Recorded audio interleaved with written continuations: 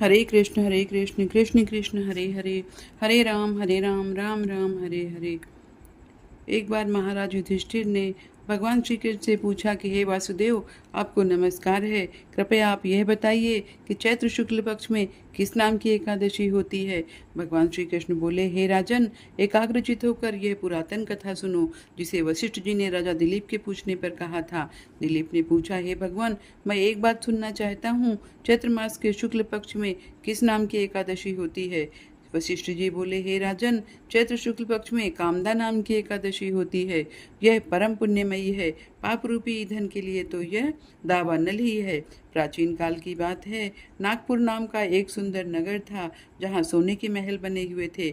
उस नगर में पुंडरीक आदि महाभयंकर नाग निवास करते थे। पुंडरीक नाम का नाग उन दिनों वहाँ राज्य करता था। गंधर्व, किन्नर और अप्सराएं भी उस नगरी का सेवन करती थीं। वहाँ एक श्रेष्ठ अप्सरा थी, जिसका नाम ललिता था। उसके साथ ललित नाम का गंधर्व भी था। वे दोनों पति पत्नी के रूप में रहते थे। दोनों ही परस्पर काम से पीड़ित रहा करते थे। ललिता के हृदय में सदा पति की ही मूर्ति बसी रहती थी, और ललित के हृदय में सुंदरी ललिता का नित्य निवास था। एक दिन की बात है, नागराज पुंडरीक राजसभा में बैठकर मनोरंजन कर रहे थे।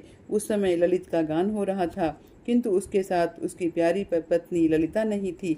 गाते गाते उसे ललिता का स्मरण हो आया, अतः उसके पैरों की गति रुक गई और जीभ लड़खड़ाने लग गई।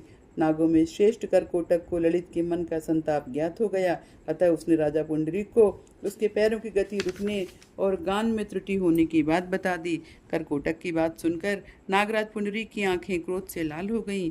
उसने गाते हुए कामातुर ललित को शाप दिया, हे दुर्बुद्धे, तू मेरे सामने गान करते समय भी पत्नी के वशीभूत हो गया, इसलिए जा, तू आज से राक्षस हो जा।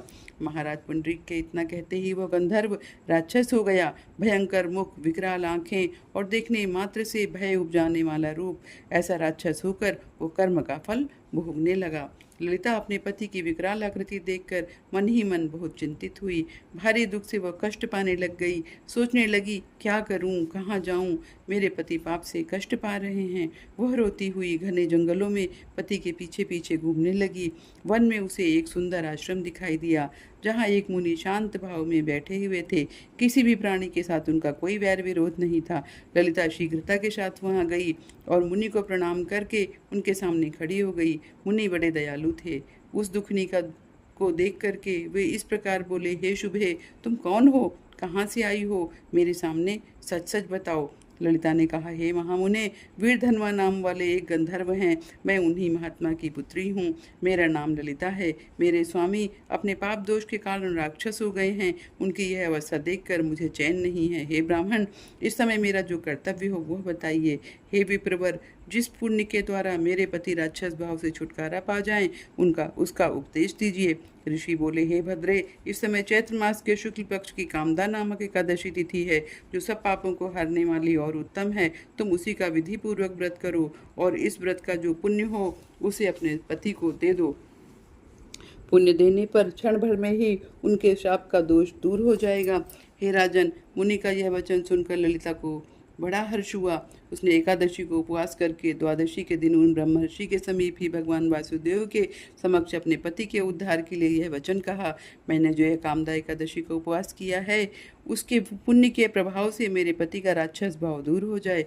वशिष्ठ जी कहते हैं, ललिता के इतना कहते ही उसी क्षण ललित का पाप दूर हो गया। उसने दिव्य देह धारण कर लिया, राक्षस भाव चला गया और पुनः गंधर्वत्व की प्राप्ति हुई। हे नृपश्रेष्ठ, वे दोनों पति पत्नी कामदा के प्रभाव से पहले की अपेक्षा और अधिक सुंदर रूप धारण करके विमान पर आरूढ़ होकर अत्यंत शोभा पाने लगे। यह जानकर इस एकादशी के व्रत का यत्नपूर्वक पालन करना चाहिए। मैंने लोगों के हित के लिए तुम्हारे सामने इस व्रत का वर्णन किया है। कामदा एकादशी ब्रह्म हत्या आदि पापों तथा पिशाचत्व आदि दोषों का नाश करने वाली है। हे राजन, इसके पढ़ने और सुनने से वाजपेयी यज्ञ का फल मिलता है। इस प्रकार कामदा एकादशी के व्रत की कथा संपूर्ण हुई। हरे कृष्ण कृष्ण कृष्ण हरे हरे, हरे राम राम राम हरे हरे।